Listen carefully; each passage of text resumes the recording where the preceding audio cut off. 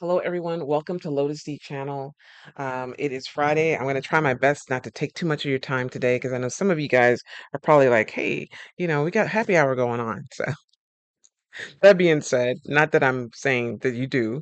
I'm just saying that I don't expect everyone to be able to tune in all the time, but I do appreciate you unwinding with me and sitting for a bit. So we are talking about leadership, and we're talking about today visionary leadership. I thought it was really important to go over every or should I say the most the ones that will give you the best um capability of being an amazing leader and a successful leader. Visionary happens to be one that I truly believe in because of the passion and the transparency and the humility and the servitude that you have to have in order to be that person. Because it takes a motivating leader to do it. In order to motivate someone, you really got to know what motivates them, right? You got to know if it's money, so hey, bonus, how you doing? Or if it's gifts, like and I say gifts, I'm meaning things of the nature of rewards, incentives, if you will, that makes them really happy. Or if it's actual role, a role in itself that they're delegated to.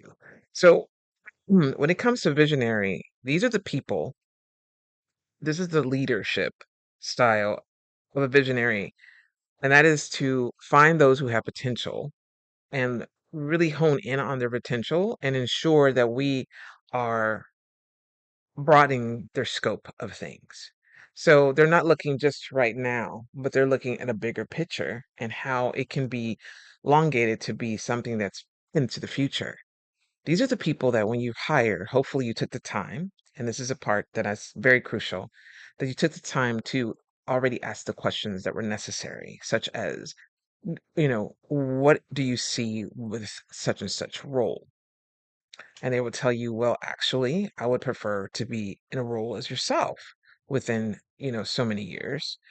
I don't ask the question, where do you want to see yourself in 5 years? Because let's be real, people. If someone's got potential and they're really good, it didn't take them 5 years to get to that role. It's going to take them probably less. Now, sometimes it might be, depending on if they're saying, I want to be in corporate America and be a CEO. And like, okay, well, I gotta have to, I'm not a CEO, so I can't show you how to be a CEO. I can tell you or show you is how to be a manager. So, in that regard, be very conscious of that because you also want to be taking notes. You put their name down. You're doing a one-on-one, by the way. And if those of you who don't know what one-on-one is, that means you are with them. You're getting to know them. They're getting to know you. You share your history. They share theirs. You already have hired them, right? So there's that piece that's already started. That starts right away. And then you've already decided that this person has that potential. They want to be in the company for a lengthier time than just, this part. They perceive or they want to be, a counselor or they want to be a teacher, however, whatever it may be, whatever the capacity is, they want to be in the long term. And that's what a visionary is. It's all about motivating and looking at it from a perspective of something being longer or taking longer to get to. Um, or in this case, maybe not taking longer to get to, but definitely something in the near future that's going to happen for them.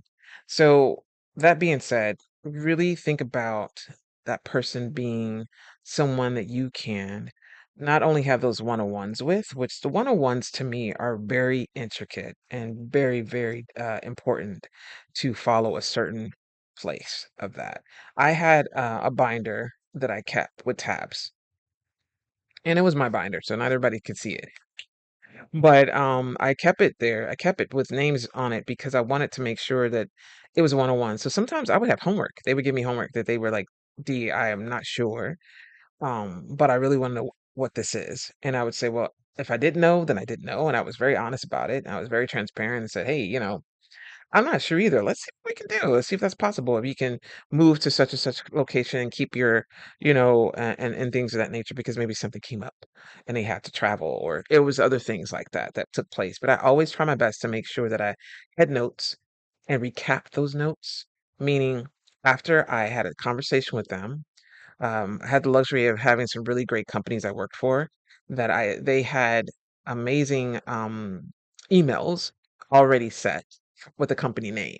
So I didn't have to like find their personal email. I could just put their first and last name in that company. But that being said, you can still do that without the company, having a name, you can also put it into their personal, as long as it's something that you feel comfortable doing. Otherwise, what I would say to you is that if you're going to do a one-on-one, you're going to do a recap, and you don't want to do an email because you don't feel comfortable, they don't really want to get emails from you, then I would say to you, then perhaps, and sometimes it'd be a text, that you keep that information, you touch point of that the next time, which would be, in my case, was the next week.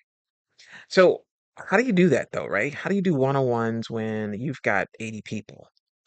Hopefully, if you got 80 people in your store, you've got 4 to 6 managers besides yourself. If you have 80 people in a room or in a company, you have supervisors that are under you that can help you with that. But all in all, the biggest thing I can tell you is if you don't know your team and they don't know you, they don't know who they work for, they don't know why they work for you. They just work for the company. The end result is they may not stay unless the company pays them more. If they get to know you and they get because you're investing in them and they get to know who you are, they know why they come every day. They talk about not just the weather, but they might say, how's it, how I saw you with those new brand shoes the other day, and did you just get those? I mean, these are just casual conversations. There's nothing personal going on here. It's just kind of like, conversations that you have with people in order to invest in them. So how do you do that? How do you make sure that those people are invested in? What does that look like? And a lot of times it comes stems from the fact that they just don't even have an idea or a clue um how to start a one-on-one. So that's when you take the time to have an outline. And that's something that I definitely would suggest. Your outline is going to be according to your company. I would be glad to share that. I would say the biggest thing I can tell you is speak to the now. I had one that said where they're at now, where they want to be, and how they're going to get there. Very simple.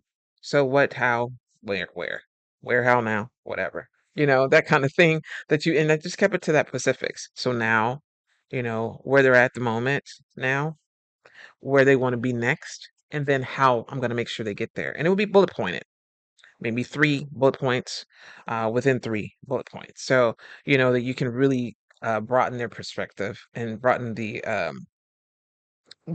goal setting. And so they were aware this is where I'm doing okay now with this.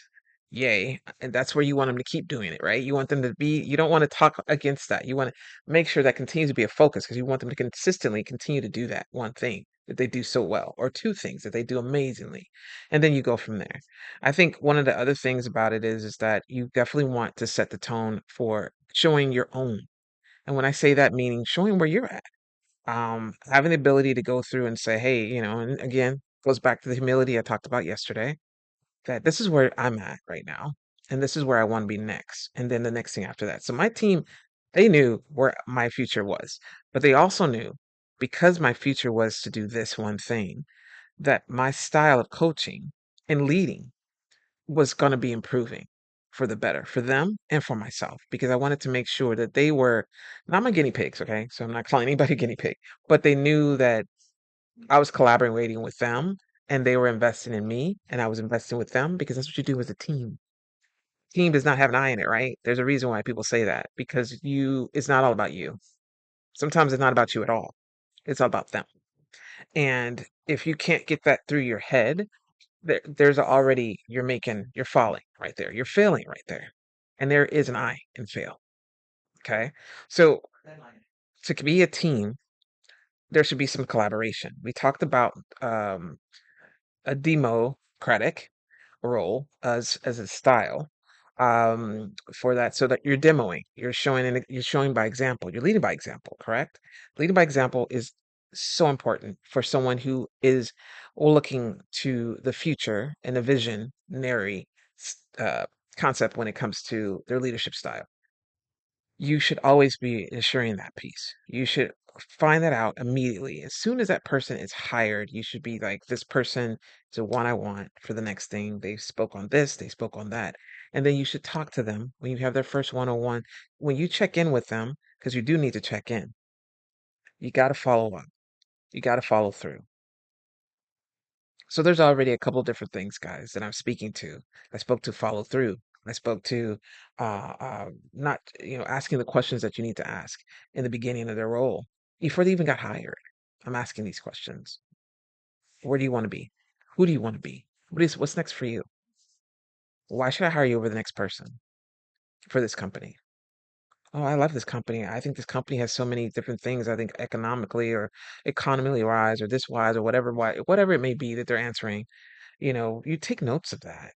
So you remember that. So when you see them and something comes up, you can go, hey, there's something that just came up recently and it sounds like it's perfect for you. And I thought that we can uh, put that into a plan for our company, for our shop, our whatever. And it makes a difference because they're like, she remembered. She remembered. And even if you don't remember, because you got a lot of people, take notes. Take notes and let them know. Same thing as you would do when you did an interview with them. You took notes. Those notes that you use from there should be still utilized for the next one, the next one-on-one, or the next, especially if you're going to hire them.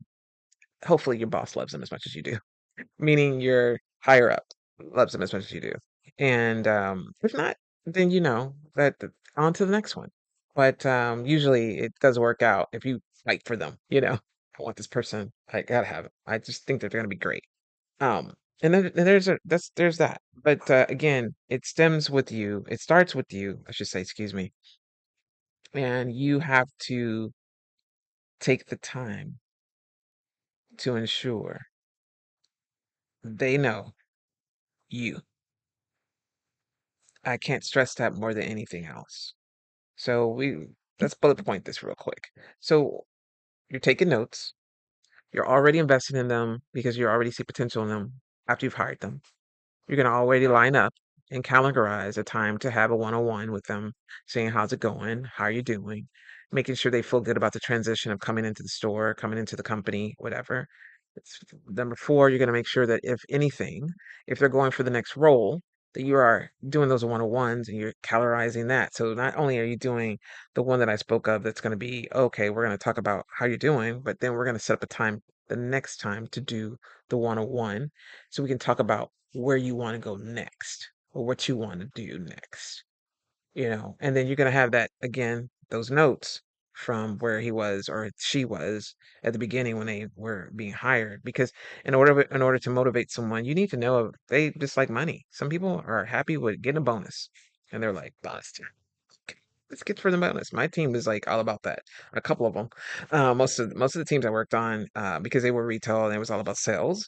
They were very much into that, and then I had some that were still into it, but they were more heightened awareness about roles that came available. Like someone left another store, they were like, "D, you think I'm ready? I think I'm ready. Do you think I'm ready?" You know, and I was like, "You're ready," and they're like, "I'm ready." Okay, and I would tell them when they were ready. That's that 101. You got to have it. And back to the one-on-ones, please make sure when you do those in a visionary style of a leader, you should be telling them when you think, because they're going to ask you. Don't lie. Oh, you'll be good in 2 weeks. They just got hired. Really? They're going to be good in 2 weeks to be what, the next role? Seriously? You're going to be good in 5 weeks. Don't give them weeks if you don't know the weeks. I would tell them this. According to what you've been doing so far, and you just started, but you're on your way to doing some significant things. So I think the earliest would be 6 months. That gives them a broader spectrum if they have to have a time. And most definitely they're going to ask, could you put that into what time? So, but that's 6 months. They got to be ready to rock and roll, which means, hey, we're 3 months in, you're having that conversation, but you're having that conversation on a weekly basis. You're not just doing it once a month, guys. That's the trick. You really believe in someone and you invest time in them. I'm not saying investing time like you do everybody else. I'm saying you put specific time, you put specialized time. You literally, they're right there, sometimes right there with the ones that are right under you. So you have those that are, let's say in this case, assistant managers are wanting to be a store manager, wanting to be a GM. They should be right there with them.